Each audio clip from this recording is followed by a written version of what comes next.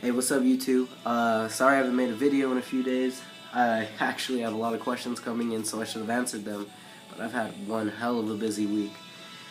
But yeah, anyways, let's get into it. So my first question is, Jason, I fail at everything. I fail at everything. My bad, I had to accentuate that. I want to impress the people around me. I want to show them that I'm more than what they think. I want to succeed, but I have no motivation anymore. I feel like I'm just another person. What do I do? Well, let me be honest with you. Everybody starts as just another person. Everybody's just another person. That's true. Everyone has to accept that. But see, look at it like this. Michael Jordan, Michael Jackson, Gandhi, Oprah, Donald Trump, everybody. They all started out as just someone. But what it takes, you have to start believing. Once you believe you can do something, the only thing stopping you from doing that is you. You're the only person stopping you from succeeding. You gotta... Motivation, people, the whole world can say, you could do it, you could do it, you could do it. Go, yeah, si se puede. But you have to be able to tell yourself that you could do it. That's the biggest thing. The day you start telling yourself, I can do this, you're gonna be able to do it, trust me. When I was in basic training, I got there and it was like my whole world got flipped upside down.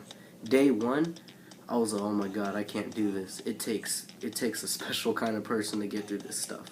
People yelling at me, all the physical stress, the mental stress, all of it was overwhelming. And then one day, I decided to start telling myself, I can do it. I've got this. I can do it.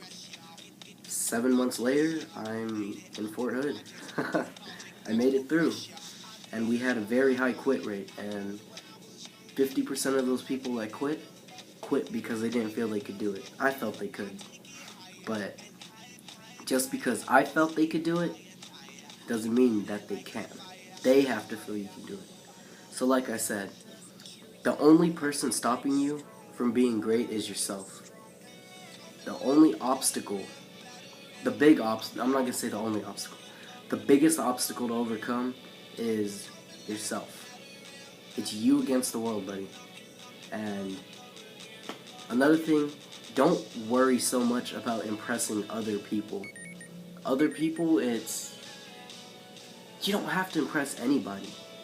Do your own thing. Show the world, you don't have to impress people. All you gotta do is be yourself. The people that need to be in your life, they're not even gonna judge you. Good people will flow into your life. And the great ones will stay. Trust me. The ones you have to impress, the ones that you have to impress to stay in your life, you don't need them in your life. That's not what it's about, man. But yeah, like I said, just keep your head up and believe in yourself. Like, really believe in yourself. That's the biggest thing, alright, man? Alright, my next question. I chose this one because it actually hits pretty hard to home. Was going through the same exact thing, so yeah. Jason, this girl has been on my mind for weeks. She left me, and I'm constantly trying to get her back. I don't know why I keep trying when she doesn't care. How do I move on? How do I forget? Well, buddy, I'm going to start with, you're not going to forget. If she meant that much to you, you're not going to forget. You're never going to forget. But forgetting and moving on are two different things.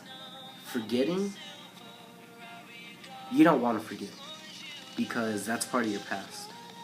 That's going to play a role in who you are now, who you're becoming, why you became the person you're becoming. You get what I mean? You never want to forget anything you've done or experienced in your past. You want to learn from it. Now, on the moving on part, honestly, it takes time, brother. It really does. It takes a lot of time. Especially if she meant that much to you, it's going to take a lot of time. What I can tell you is surround yourself by family, friends, get out, find something to occupy yourself with, to keep your mind off of her.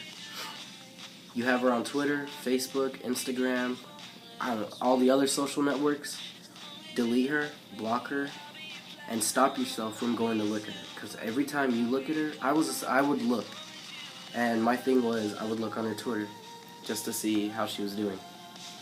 And every time I looked at her Twitter, it hurt. Because I started thinking about memories and stuff. So you gotta exclude her from your life. She put you in her past, it's your turn to put her in yours. You get me? So, moving on, just occupy yourself, bro. Find other things to think about.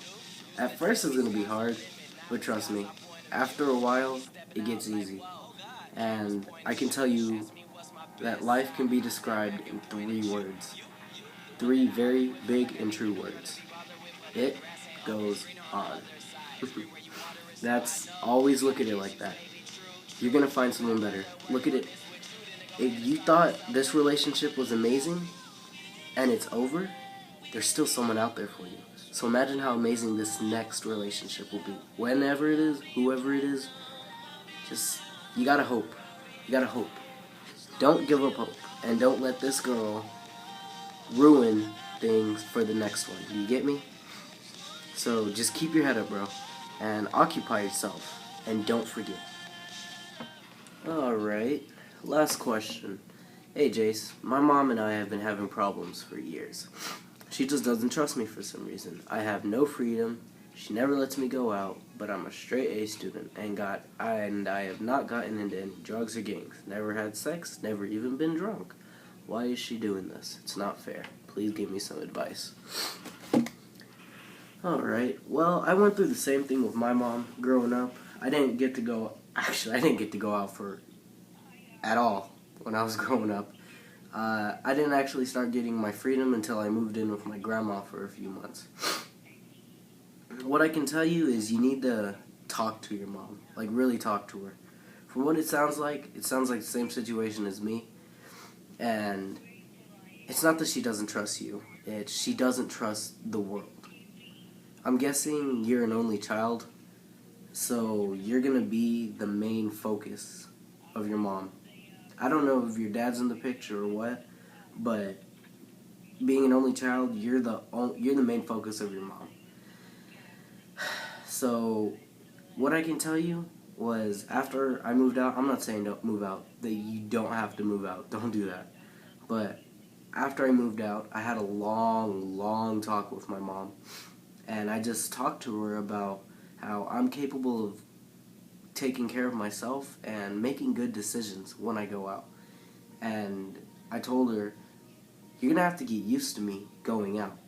Because when it's time for me to leave, I can leave in a good way, where it's hugs, kisses, I'm going to miss you, thank you for raising me, I love you so much, you know, mushy-gushy shit. Or it can be the bad way, where you guys are fighting, you're yelling, I'm leaving this house, I hate you, slam the door, walk away dramatically, drive off into the sunset crying, you know what I'm saying? You don't want it to end like that. So talk to your mom and let her know that she can trust you. Get her to see what you're going through from your point of view. And then at the same time, understand where she's coming from. Okay? And understand that sometimes maybe she doesn't want to let you go out because maybe you don't need to be going to the places that you're being invited to, or you don't need to go to these parties. I mean, it's a two-sided thing. Your mom obviously wants what's best for you. So just talk to her and let her know that you appreciate what she's doing, but let her know that you're growing up and you can make your own decisions, alright? But yeah, just talk. I'm going to say this a lot in all my videos. The key to any relationship, whether it be parents, family, girlfriend, boyfriend, anything, work, talking is the key. Communication is key. So yeah. Alright, YouTube. Well, I'm getting a lot of questions now. I'm actually really surprised. So I'm actually going to have to start selecting questions because I've actually gotten a couple stupid questions. And if you're watching this, you know who you are. But I've actually gotten a lot of real questions. So I don't know what I'm going to do yet. Give me your input. Should I start doing more than 3 questions a video? Or I think I'm just going to start a selection process. And then, like, the ones that, like, I don't know what I'm gonna do. Just keep sending the questions. I'm loving this, alright? But anyways, YouTube, you take it easy.